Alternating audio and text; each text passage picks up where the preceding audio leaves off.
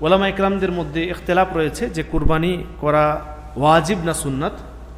এ সম্পর্কে জমহুর ওলামা ইকরামগণ, অধিকাংশ ওলামা ইকরামদের মত হচ্ছে যে কুরবানি করা ওয়াজিব নয় বরং সুন্নাত, ওয়াজিব নয় বরং সুন্নাত। এই মাযহাব ইমাম শাফি রহমতুল্লাহ আলাইয়ের এবং প্রসিদ্ধ বর্ণনা অনুযায়ী ইমাম শাফি রহমতুল্লাহ আলাইয়ের সাথে সাথে ইমাম মালিক রহমতুল্লাহ আলাই এবং ইমাম আহমদ বিন হাম্বল রহমতুল্লাহ আলাইয়েরও মাযহাব।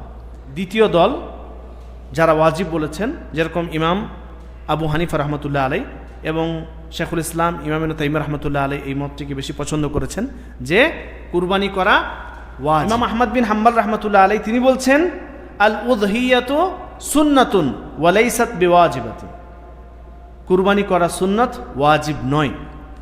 ইমাম শাফি রহমতুল্লাহ আলাই তিনি বলছেন আদ-দাহায়া সুন্নাতুন লা উহিব্বু তারকাহা, কুরবানি করা সুন্নাত কিন্তু এই সুন্নাত কেউ ছেড়ে দিবে এটা আমি পছন্দ করি না। কুরবানি করা সুন্নাত, ওয়াজিব নয় তিনার মতে, কিন্তু কুরবানি কেউ ছেড়ে দিবে এটা আমি পছন্দ করি না। কুরবানি করা সুন্নাত সাহাবা ইকরামদের আমল থেকেও প্রমাণিত রয়েছে।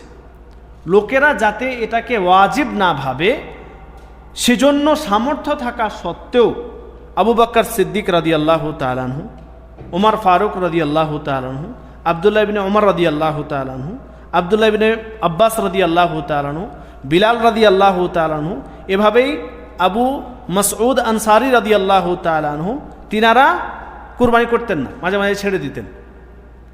তিনাদের সামর্থ্য ছিল তার সত্ত্বেও কুরবানি করতেন না, যাতে করে মানুষ এটাকে ওয়াজিব না ভেবে নেয়।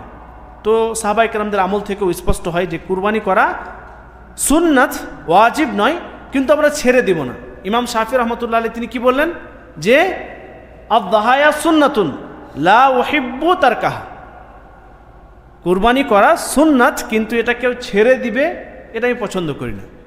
তো আমাদের সামর্থ্য থাকলে অবশ্যই আমরা কুরবানি করব এবং কুরবানিতে অংশও নিব। যদি সামর্থ্য না থাকে তাহলে আলাদা বিষয়। যদি সামর্থ্য না থাকে তাহলে কুরবানি আপনার ওপর জরুরি এবং লাজিম না। আপনাকে যে কুরবানি করতেই হবে এরকম জরুরি না। আপনি ইনশাআল্লাহ যদি আপনার সামর্থ্য থাকে একটা পশু আপনি কিনতে পারবেন তাহলে আপনি কুরবানি করবেন।